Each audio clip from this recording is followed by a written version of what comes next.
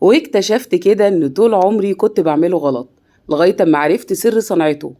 إزاي تعملي مشروب حمص الشام أو بالمصري كده الحلبسة وتطلع معاكي زي اللي بتاكليها على كورنيش النيل، وريحتها كده تجيبك من آخر الشارع. والله يا جماعة الطريقة دي هتخليه زي الجاهز بالظبط، عمرك ما هتبطلي تعمليها. حمص الشام المشروب الأول للشتاء. تعالوا نعرف الطريقة الصح لعمايله. قبل ما نبتدي الفيديو، لو أول مرة بتشوفيني أنا شيماء محمد، فضلا شجعيني بأجمل لايك، وما تنسيش المتابعة والاشتراك لوصفات ويوميات أم ريانة. يلا نسمي بالله ونصلي على رسول الله. اللهم صلي وسلم وبارك على سيدنا محمد وعلى آله وصحبه وسلم. وأول حاجة عملتها إن أنا لازم أنقع حمص الشام ده على الأقل ساعتين، ضروري يا جماعة. طبعا كلنا عارفين البقوليات لازم تنقعيها أولا عشان تكسر طبقة النشا والسكريات اللي حواليها وتساعد في هضمها، ثانيا الغازات اللي فيها تطلع وتسهلي عملية الهضم والسوى. يبقى ضروري تنقعي حمص الشام وكل شوية تغيري له المية. انا بنقعه في ميه دافيه وغيرت له الميه كده حوالي 3 مرات، وعلى طول هنقله على البوتاجاز وابتدي فيه عمليه السلق. اول ميه بالشكل ده شايفين بتبقى عامله ازاي؟ بتبقى مليانه ريم. الريم ده انا مش عايزاه خالص. هبتدي اشيل حمص الشام وهغسله، وكمان هغير الميه دي وهغسل الحله وارجع ارده في الحله تاني. ليه؟ عشان انا عايزه اخد كده ميه حلوه، وده هيفرق لك جدا في طعم لون وميه حمص الشام. خلاص بعد ما شطفت الحمص رديته تاني وهبتدي اديله ميه مغليه واسيبه يكمل سواه براحته. نوع الحمص طبعا في بلدي وفي مستورد. المستورد بيستوي بسرعة، انا هنا معايا حمص مستورد مش بلدي، وشايفين ما بياخدش نص ساعة في التسوية، بيستوي بسرعة جدا طالما نقعاه وماشي على الخطوات صح. وانسي بقى الطريقة القديمة اللي كنا بنعمل بيها حمص الشام، ولا تضيفي له بصل اثناء التسوية ولا طماطم ولا كمون ولا اي توابل زي ما شفتيني كده. مجرد ان انا سلقته وشطفته وبعدين رديته تاني، وتعالي نشوفي هنكمل بقية الخطوات ازاي. شايفين المية نقية ازاي؟ هي دي المية اللي انا عايزاها عشان اخد مشروب حلبسة صح 100%. وما شاء الله ما بياخدش وقت في التسوية، نص ساعة وزي ما انت شايفة كده استوى معايا وبقى زي الفل.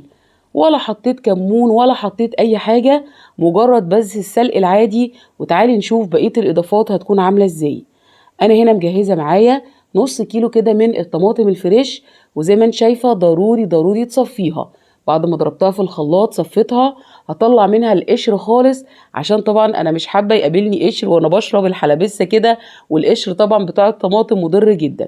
يلا بقى ننزل على طول بعصير الطماطم المتصفي بعد ما الحمص استوى. وفي المرحلة دي بعد ما اضفت الطماطم والحمص استوى، هحط معلقة صغيرة من التوم الفريش، وهبتدي بقى اظبط التوابل في الاخر. حطيت الملح بتاع الحلبسه، كمان حطيت معلقه صغيره من البابريكا هتفرق جدا في لون الميه، كمان حطيت نص معلقه صغيره من البصل البودر ومعلقه كبيره من السكر عشان نعادل حموضه الطماطم.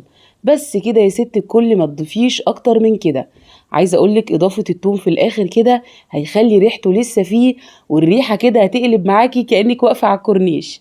بجد خطيره. وبحب اضيف البصل البودر، ما بنحطش خالص البصل الصحيح اصلا. يعني بتاع الحلبسه لو حط بصل وطماطم وحاجات قد كده مش هيكسب.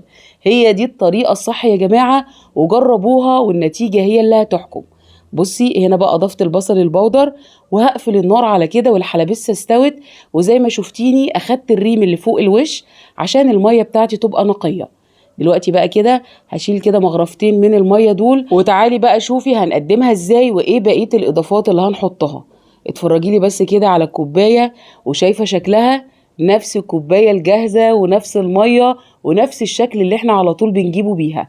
لو عملتيه بالطريقه القديمه الميه ما بتبقاش بالشكل واللون ده. هنا بقى طبق معايا فيه عصير ليمون، طبق حطيت فيه معلقه من الشطه المجروشه، والطبق التالت حطيت فيه معلقه كبيره من الكمون. والميه اللي حجزتها هبتدي كده احط على الشطه والكمون. احنا ما بنروح نشرب حمص الشام بره بتبقى في ازازه للكمون وازازه للشطه وازازه لليمون، هو ده اللي بيحصل. ولا بيضيف الكمون في الاول. الكمون اما بيتضاف في التسويه اولا كده فايدته بتروح، بيغمق الميه، لكن في الاخر فعلا بيبقى طعمه مميز. جبت الكوبايه وحطيت الشطه والكمون والليمون طبعا اثناء التقديم، واتفرجي بقى على الطعم والجمال والريحة الحلوة. بجد جربي الإضافات دي في الآخر، هتلاقي نفسك بتشربي كوباية حمص شام مفيش في جمالها زي الجاهزة بالظبط.